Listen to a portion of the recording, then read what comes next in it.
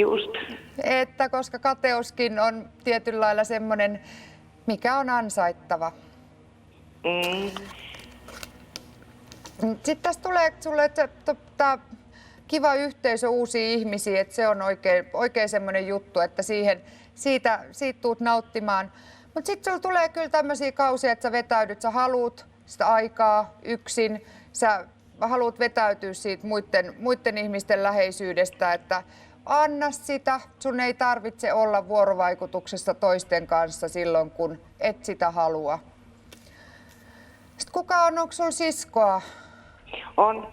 Onko jostain syystä vähän yhteydet poikki? Ei.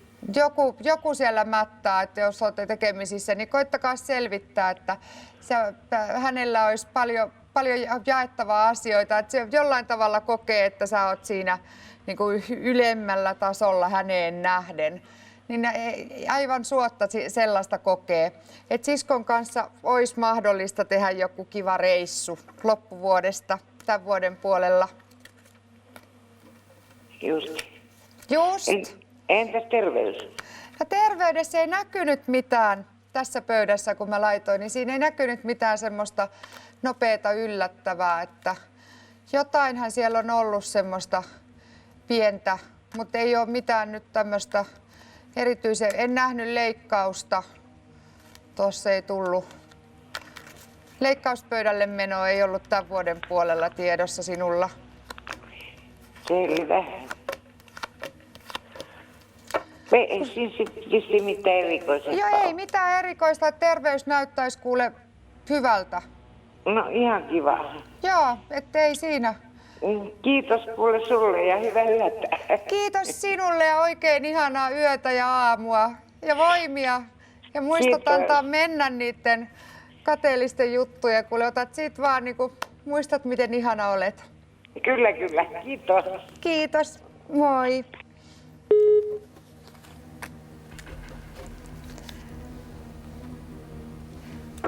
Näin sinäkin voit osallistua tänne Astral TV:n suoraan lähetykseen. Minä olen Stiina Sahari ja valvon kanssanne. Jos et halua osallistua omalla energiallasi televisiolähetykseen, voit soittaa myös langoilla päivystäville toisille asiantuntijoille, jotka ovat hereillä sinua varten. Heillä on hyvä vire päällä siellä yöllä. Energia kulkee eri tavalla ja yhteydet on kohdillaan. Täällä kanssamme valvoo.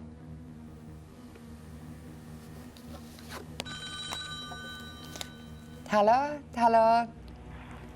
Joo, halo. Moi Julla. Moi, terve. Miten voin auttaa sinua? Joo, mulla olisi 3 ihan tämmöistä huolta. On ollut jo pitemmän aikaa.